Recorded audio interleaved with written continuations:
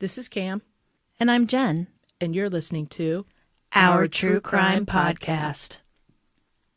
This is Edward October, and I'm here with my friend, Rollo, the Devil Doll. You see, I must explain. Like all demonic ventriloquist dummies, Rollo has a problem with swearing. Rollo, stop it.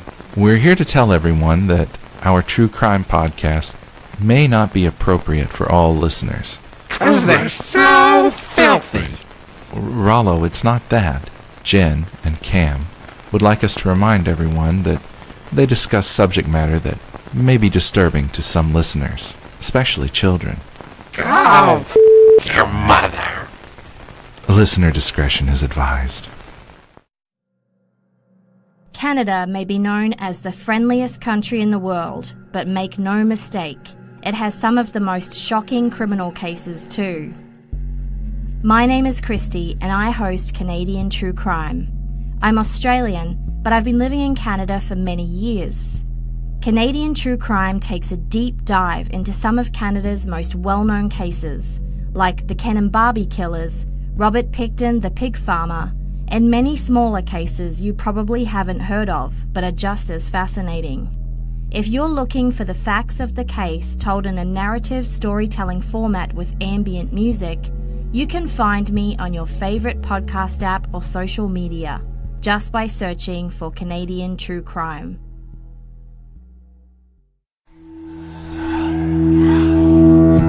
From the earliest British settlements on the shores of Virginia, to the treacherous swamps of Louisiana and the isolated mountains of Appalachia, the American South has a rich history filled with eerie legends and mysterious hauntings. Join me, Brandon Schexnayder, as I journey into its underbelly, exploring these tales of loss and heartbreak, tortured souls and spirits of the past, documenting ghost stories and legends amidst rich soundscapes and an eerie original soundtrack that can only be found on my podcast, Southern Gothic.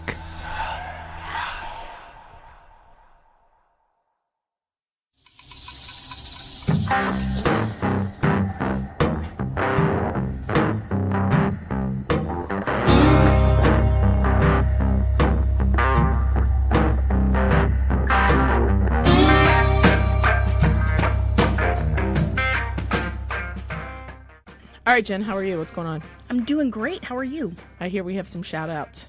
We do have some shout-outs. Shall we start? Yeah, just... And, it's been a while since we've done shout-outs, so if we've missed you, let us know. Send us a DM. Hey, you missed me. Yeah, and say, hey, I ain't come on. missing you and I'll miss. Exactly. Krista, new listener. She's really close by to us. We love her. Hi, Krista. You are right down the road. Highway, but sort of same thing. Right. Yeah. And then there's Jess, who reached out to us via Facebook this morning. Hi, Jess. Hi, Jess. Glad you're listening. Yay, thank you. She's got a really cute puppy. I know, I named saw the Diesel. puppy dog. Yeah. It's cute. Also, Brienne. No. Or I think it's Brienne. Brianna. She's been an awesome new listener since right before Christmas. Yes, I don't know. Also, big shout outs. I don't know if we've mentioned you before, but Mary. Mary's always Mary. there for us. We dig Mary. And Dave Lee. Dave Lee, he's from England. Can you hear us right now? It's because of Dave Lee. It is. He's helped us with our audio. God bless If you Dave can Lee. see that it's kind of sounding a little bit better. Yeah. Like we're not in a tunnel He's or helped. far away. He actually was so kind, and he reached out to us, and he helped where many people have failed. They've tried, but... Everybody's tried. Lord knows they've tried. What is the hardest thing about podcasting? Audio. Totally. Totally. Sound, getting it, oh my gosh. Totally hard. Terrible. Like you. Pretty much. And then also, huge shout out to our brand new friend, Donald. Hi, Donald. He is at Humani Machina, and he is designing all our new merch. Our swags. Yeah, swag. Swag. I come from the old days where we said that. Now they say merch. Merch. Yeah. The kids say merch. Well, swag is now a walk, right? Well, yeah, but swag used to be like, what kind of swag we getting? Right. But anyway, he is working on, we should be getting our regular T-shirts. We're going to have a few that we're going to give away, and then we're going to put some up for sale. How we're going to do that? I don't know. We haven't thought that through, because why? Stay tuned next January. We might have that worked out. Cam and I never think things through. We just jump in. We do. Took us 6 months, but I think we're getting the audio finally, so, you know. I was pretty impressed that we made it that far, let's be honest. So it's Friday night. Cam came over. We're supposed to get a big snowstorm. Camille's here now. We got a beer. We're recording. We have a beer because we are celebrating what? Friday night. And you're the one Do you have something in your contacts? You're the one that wanted to open the bottle of champagne. I said, no way. We hit 30,000 downloads. That's Isn't that crazy. amazing? That is crazy. I mean, we only did it because of our listeners, so thank you very much. I mean, unless our moms are downloading the same things over and over again. Hey, thanks for listening. Yes, thank you and so thanks much for making us hit that milestone. It's huge. It is huge. I heard a little birdie told me you've got a little southern mystery. I do. I do have a little, it's a little story for you. So the American South has long had its reputation here in the United States. It's seen its share of controversy with the fight for civil rights and small town politics, you know, officers of the law who often thought they were above the law. It's late 1960s in Gaffney, South Carolina. There's my accent. And this community is struggling with everything around the United States, especially in the South, that the other small communities were dealing with. But this town was about to get another problem that no one wants. Gaffney, South Carolina, March 1st, 1967. A nice couple who liked to go out, perhaps drink a little bit too much, went to a local bar to throw a few back and relax. We all know that drinking and coupling don't necessarily mix well, or I know that. Coupling? Yeah, being a couple. Oh, drinking and being a couple. Okay. No. Okay. So after a few drinks, Annie Lucille Dedman and her husband get into an argument. Never saw that coming, right? So angry, Annie Dedman marched off and then eventually took off, stranding her husband Roger outside a donut shop in Gaffney. Now, Annie seemed to do this a lot, so Roger wasn't really concerned. The next morning, things would drastically change for the couple. Annie Dedman had been found dead in the center of the highway between the towns of Union, South Carolina, and Spindale, North Carolina. Who's always the first suspect? We always know. Husband. Because they are usually the ones that do it. So the police decided that Roger was, in fact, the killer, and the jury chose to agree, despite the fact that he clung to his innocence, maintaining that he had absolutely nothing to do with killing his wife. Although, they all say that, right? He was sentenced to 18 years and sent off to Union County Prison Camp. Perhaps this would be the end of the story, but if it was, would we have a podcast? No, it'd be a really short one. And that'd be it. Thank you for joining us. You know how to catch us. Twitter, right? Love ya. So 2 months later, a bizarre phone call would change the course of the Dedman murder and sadly change a few more lives in the process. February 8th, 1968, the managing editor of a local newspaper, the Gaffney Ledger, Bill Gibbons, received a phone call. The caller instructed Gibbons to gather 3 pieces of paper and label them number 1, number 2, and number 3. The caller then gave Gibbons a series of detailed instructions. Number 1, Nancy Christine, with a set of directions, including a street and the phrase, quote, pile of brush, end quote. That was it. Number 2, Nancy Carroll Paris, downstream, near Ford Road Bridge, in the water, on the downhill side, you will find a body. That's it. Number 3, Annie Louise Dedman, Jerusalem Road, 1967. So Bill Gibbons was unconvinced, but he went ahead and went to the police station and passed on the information to them. He thought that the information was very detailed to be just a prank, but he also wasn't sure because it was so obscure. The last thing the caller mentioned was to not go along, but to take a deputy with him. So the caller told Bill Gibbons, do not go alone to these sites I gave you. Make sure you take a deputy with you. Right, that's smart. And that was the last thing the caller said. Very bizarre. So Bill Gibbons and the police followed the instructions and discovered a nude female form near the bridge. It was 26-year-old Nancy Paris.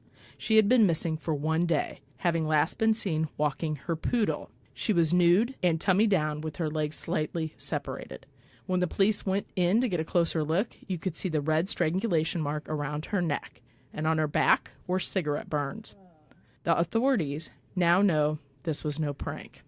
The police are shocked about why the killer would be contacting the press rather than the police, because you see, this was almost a year before the Zodiac Killer, and the Zodiac Killer was famous for his correspondence with the newspapers, remember? Right. Mm-hmm. So this was kind of a big deal. Immediately, the police are kind of getting suspicious and wondering, like, what's the game here? What's the plan? The poodle, the dog, nowhere to be found.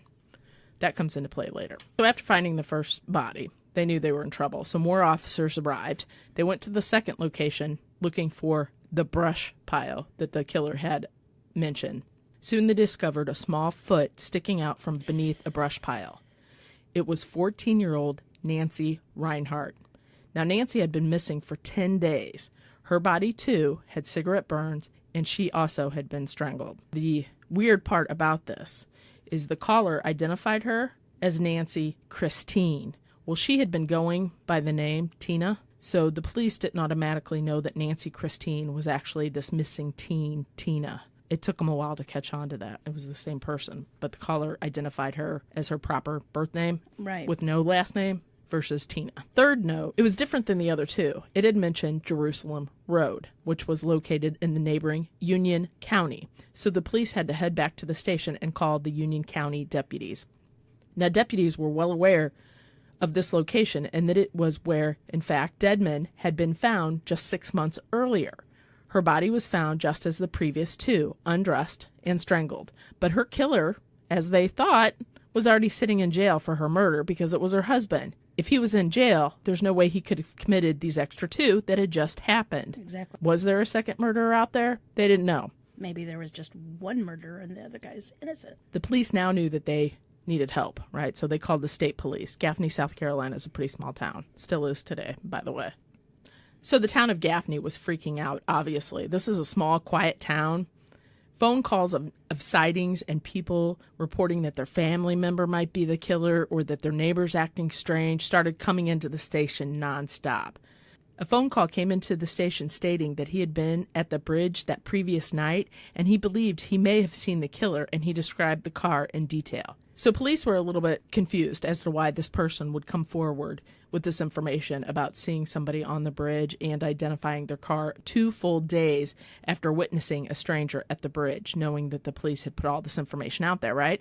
So they pushed and they pushed, and they revealed that he wasn't exactly out there by himself. Wink, wink. And not with his wife. Wink, Ooh. wink. So pressure was on everyone, but Mr. Gibbons was receiving it from the town, the police, and the killer. All the eyes were on him. All ears were on him. Police put a trace on his phone at the newspaper. And, Gibbons, obviously, managing editor of this paper, he was none too happy.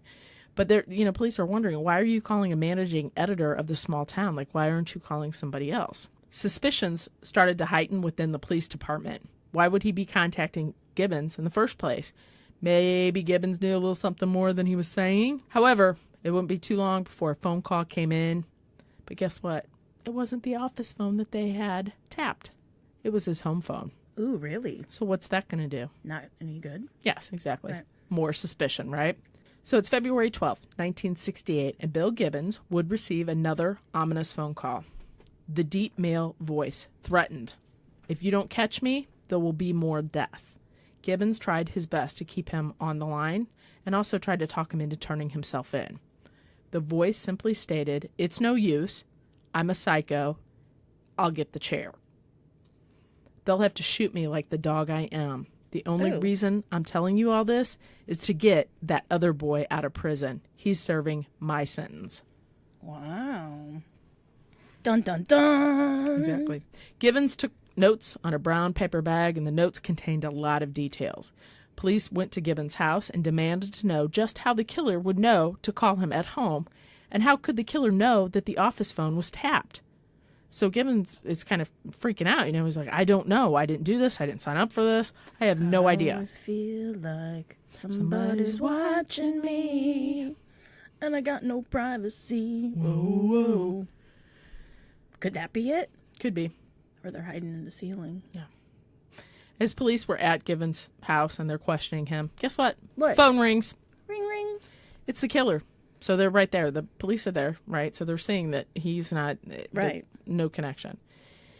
He said he'd called back to provide a few more details about Annie Dedman's clothing the day that she went missing, as well as to remind Gibbons that the police were too stupid to catch him, and he'd be striking again. The very next day, on February 13th, 1968, Opal Buxom, 15, was on her way to the school bus stop with her brother and her sister. The school bus stop was about a quarter mile from her home. Opal was walking quickly, faster than her brother and sister. You know how that goes. And she was about 50 yards in front of her siblings as they were, trailing behind, kind of chatting away. Her sister Gracie would later recall a car pulled over, grabbed Opal, threw her in the trunk of his blue sedan. Both the girls were screaming, and their brother ran for home to get their dad, Emmanuel Buxom. Unfortunately, the man closed the trunk and drove off just as Mr. Buxom ran out of the house, only to see Opal's school book spilled all over the road. How heartbreaking is that? That poor father. And the brother? And the sister. That's something I don't think you'd ever get over. That sight? No way.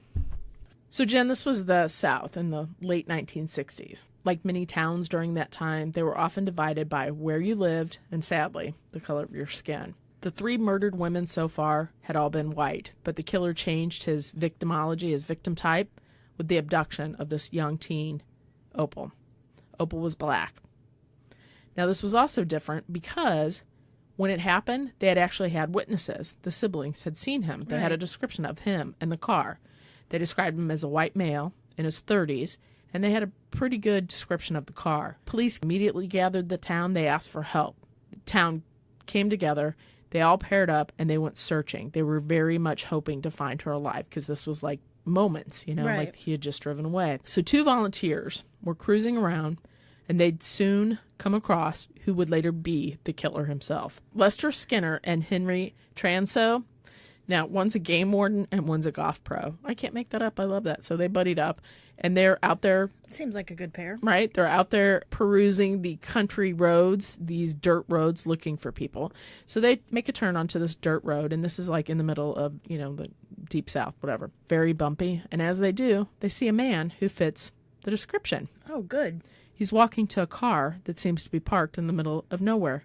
And this car also fits the description. Bingo. The 2 men find a place to turn around, and as they do, the car pulls out in front of them. They take out paper and they write down the license plate. They follow the car as it pulls into a driveway.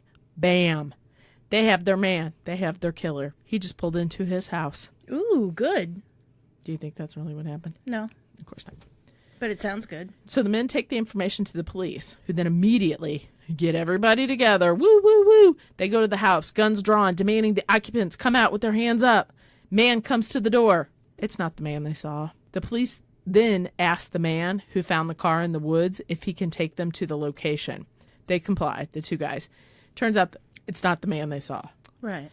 So the man who answers the door has no idea who they're talking about. They didn't see the man go in the house, No. did they? They No. just saw him pull in. Yes, and that's what he did. So that's exactly what happened. Amateurs. So the police then asked the 2 men that were out on the dirt road if they could take them back to the woods because they wanted to search that area. And there's no sign of Opal. The police return to the station, and they go about looking for the license plate number that the men had scribbled on a paper as they were following the man out of the that's woods, smart. right? The plates were traced to Leroy Martin, age 30. Now, on the surface, Leroy seemed like an unlikely suspect. They all do. Quiet type. Yeah, quiet time, right? Kept to himself. He was married. He had Very good 3 neighbor. children. Deacon in the church. He worked at the local mill. The only thing that was kind of odd is that he had been arrested previously, 10 years ago, for assaulting a teenage girl. Sexually assaulting or Just assaulted. assaulted? Everybody that knew him seemed to like him. They said he was a family man. Police started watching him and watching every move he made. They actually went and pulled his work time cards, and they discovered that every time one of the victims went missing, he wasn't at work. Shocker. So police continued to watch him rather than to immediately arrest him because they just have, the two guys' description of him. They were actually hoping that he might return to Opal if he had in fact killed her, or if she was alive, they'd be able to locate her. It was on one of these late night missions that Mr. Martin would do something peculiar. Like everything else that he's done. He came outside his house and began to wash his car, inside and out. Oh. In the dark, in the middle of the night. Huh. It was after midnight. That is a bit He's peculiar. washing his car. It had been 5 days since Opal had went missing. So the police officers were literally watching him wash away the evidence, the only evidence that they could possibly have had that Opal was in his car, which she was. The police gathered the next day, and they decided to go back to the woods once again and search the location where the two men had seen him. During the search, peeking out from beneath a pile of ground covering lay the body of Opal. The police knew immediately that they had the guy and they needed to go arrest him before he could do it again. Guy's a piece of work. The police go, and they arrest Leroy Martin for the murder of these 4 women. At this point, police knew that he was the strangler, or at least suspected, but they needed the proof. They didn't have any hard evidence. They knew he did it. They had people that could kind of point him out. Right. But they didn't have any hard evidence. And this is where people are smart. I love it. So the one thing that police did know for sure about Mr. Martin... He was a clean freak that he cleaned his car at the middle of the night. With a full moon. But what else? What did those phone calls say? Like, what is that? He wants to take all the credit for everything. Yes, exactly. With all those phone calls to Gibbons, the way he wanted those girls found, the attention to detail that he put in it, the details that he gave the cops, all that stuff, the police knew one thing, and that was that he wanted attention. He liked the attention. He liked to claim what he did, Exactly. right? Just like a toddler throwing a fit on the ground at Target. That would be my child when he was little. Oh, mine did too. What better way to drive an attention-seeking person insane than to simply ignore him? So they did. They wouldn't talk to him. He's in the back of the car trying to make small talk. With the police? Mm-hmm. Yeah, because he wanted that attention, right? He wanted it. So they continued to ignore him. Guess what? It works. Martin started talking, wouldn't shut up. He explained how the first kill was the most difficult, but it was also the easiest, and that was Annie Deadman. So Martin started talking, and he wouldn't shut up. He explained how the first kill was the most difficult, but it was also the easiest, and it was Annie Deadman. He said he did them all the same with his belt, meaning he strangled them all with his belt. He said he stopped her because she was erratically driving down the road, because this was after a fight with her husband, and remember? she'd been drinking. And she'd been drinking. He says that he had been following the couple since they had left for the nightclub that evening. So he kind of liked to stalk out these people. When they continued on asking about the other people that he had murdered, this is where Kimmy might need to turn off. So Mr. Martin continued on to describe details that only he could know. For instance, the police officers asked about the poodle. The poodle's name was Juniper. Remember Juniper? Aww. He told her, which was Nancy... Grace? Oh, he told Nancy Parrish that the dog had escaped and that he would help her. He was going to go get the dog. He would get the dog, bring the dog back, right? Nice guy. Told her not to worry. He's going to bring back the dog. So then he came back to her and he said he saw the dog. Dog was too fast and the dog got away. But what he really did was choke the dog. He killed the dog immediately and then went back to her and lied. Juniper. So during all this talking, giving all these details about things that, now mind you, this was, I would say, a more innocent time. Not that this didn't occur, but it was a different time in history. It was a little bit more, I guess, probably police kept things a little bit more secret, if you will. So during all this talking, he admitted to something that the police did not realize. They had no idea that this would happen.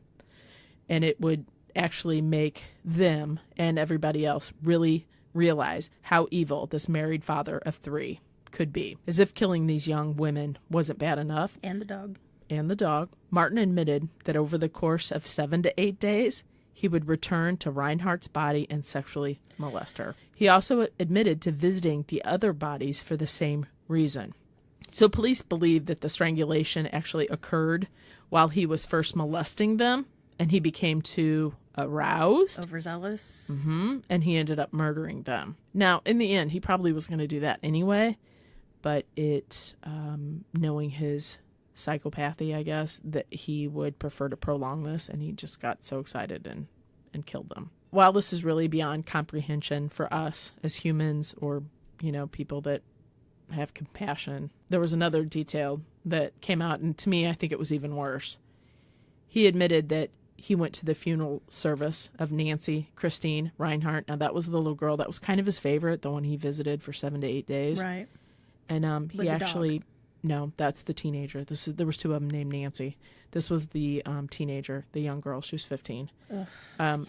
So he went to her funeral, and then he actually gave sympathies and hugged the family. Oh, that's bizarre. Right? Like, I think that's just the worst. So Martin went to trial, and he was given a life sentence for each of the lives he took. He didn't last long in prison. Go figure. Sometimes that's a good thing. 3 years in Not to his sad. 4 life sentences, Martin was stabbed to death by a fellow inmate. Martin maintained he was not the one that killed these women. He claims he heard voices from someone else who made him kill them. So really, he didn't do it. Okay. Roger Dedman, who was the husband of Annie Dedman, was actually released in 1969. He'd served almost a year for that crime. He's in there for a while, which is kind of weird that Leroy Martin would come forth wanting, that was part of the reason that he wanted, I think he wanted the attention, but he did say that he wanted that person that's serving the sentence to be out. Right. He was innocent. He didn't have to serve. And a last little final footnote here. And I knew this, but I had no idea this was the same person. So you may or may not know this, and listeners may or might not know this, but there's a famous autopsy photo, and it was always been referred to as the smiling killer. It's an autopsy photo of this guy, and in the photo, he literally looks like he's smiling. He's laying on the autopsy table, and it's Leroy Martin. Now, I knew the photo. I knew the story of the smiling autopsy photo, the smiling killer.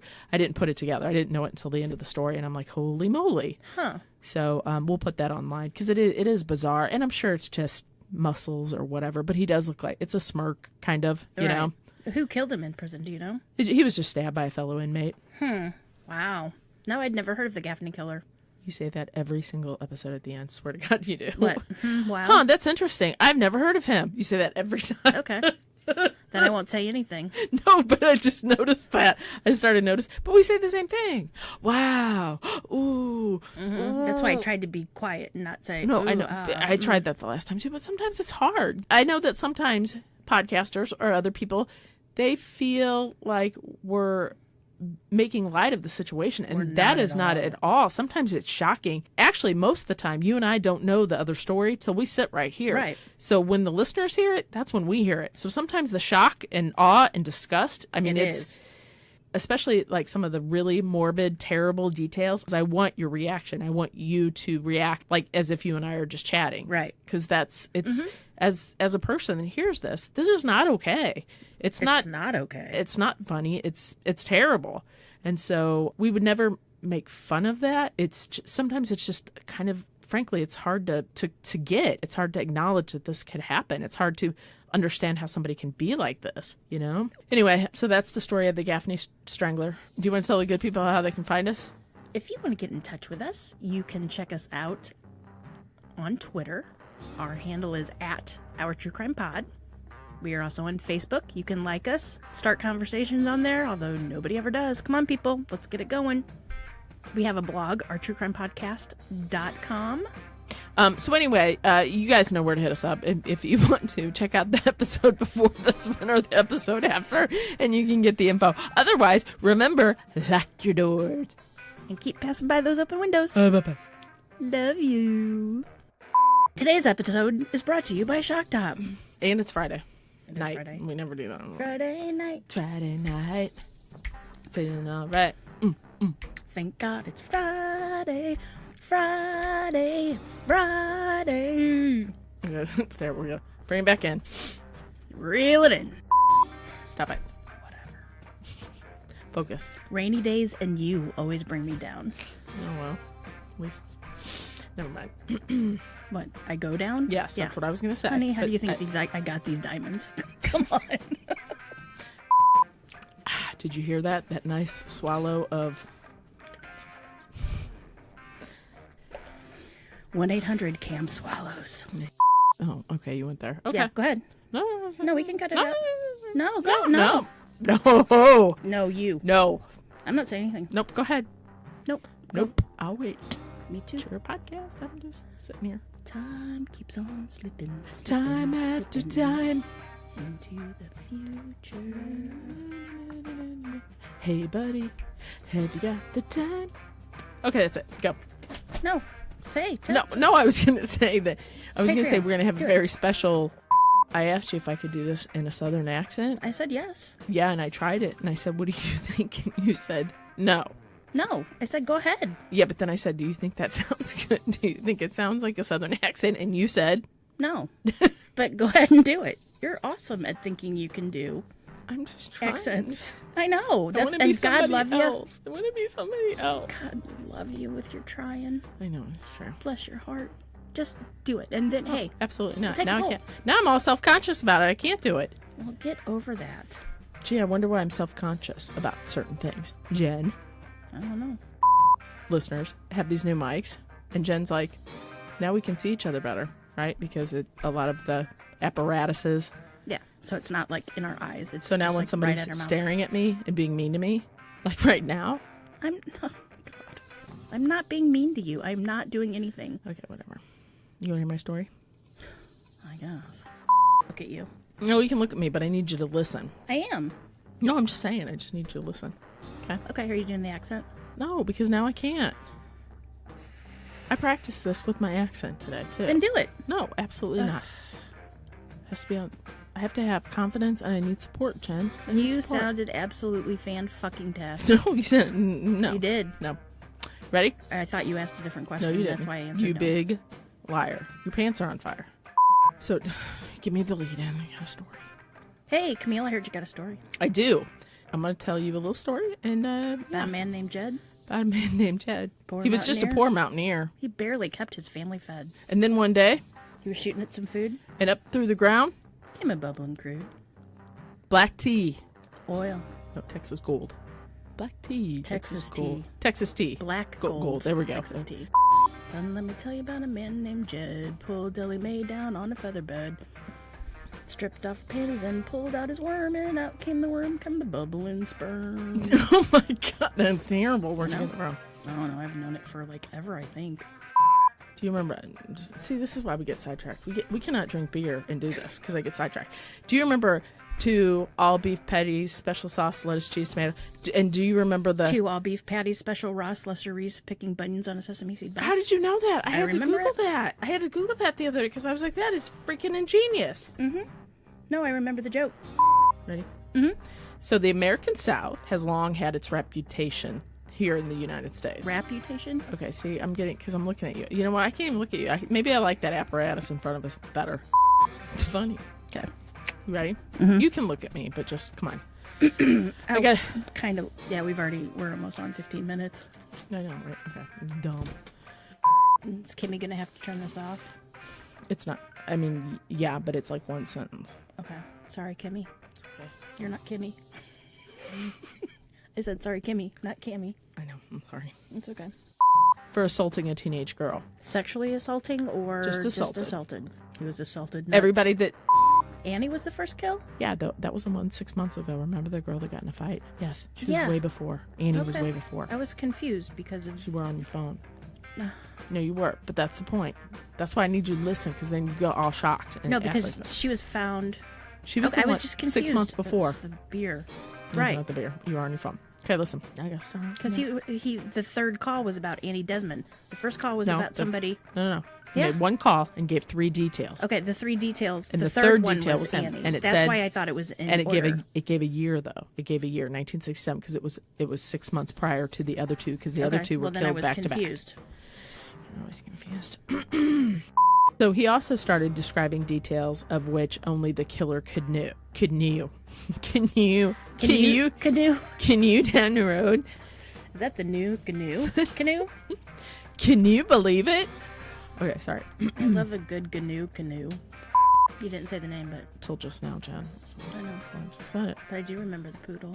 So Nancy Paris had gotten in a little fight with her husband, and she grabbed the dog and said, "I'm taking a walk." Okay. So the police Did had. she say okay? I'm taking a walk, okay? Is that what she said? Or did you add that on for drama? So the police asked about Juniper, the poodle. They wanted to know what happened to the dog. So he told them that the dog. Okay, stop it! Jesus, I can't even get this out. So the police had asked about the dog, Juniper. They wanted to know what happened to the dog. So he proceeds Was to a poodle, right? Yes. I fucking hate you. Yeah, you think this all funny? Wait till you get on yours. You just Oh, it's wait. gonna be hell. Oh yeah, I can't wait. You just wait. I'm gonna sit here, drink my little beer, make fun of you. It's fine. It'll be a good episode. Take 535. Not my fault. Yes, it is your fault when you're singing Juniper. Hey! Police believe, in hindsight, that the strangulation actually occurred. Police believe that the strangulation actually occurred. Oh my God. I didn't say anything. I know, it's me. Stop it. Yeah, so that's it, Jen. That's the. Wow, Gaffney I'd never Strangler. heard of that one before. Have you heard of the Gaffney I have Strangler? not heard of the Gaffney Strangler. I didn't know. before. I didn't know if you'd heard of the Gaffney Strangler. Is it Gaffney Strangler? It's Gaffney Strangler. I've never heard of that one Wow. before. Yeah, there you go. Wow. You know what I've never heard of? What? The Gaffney Strangler. Wow. I know. Just read about it. Oh Lord, we still have another one of these to go. We people. do, and you know what? It's even better because I haven't even didn't even write it down. That's why I wanted to do mine first, I because know. I wanted it out of the way. And that was hard enough to get through after. Well, it's an hour. 2 beers. Got an hour.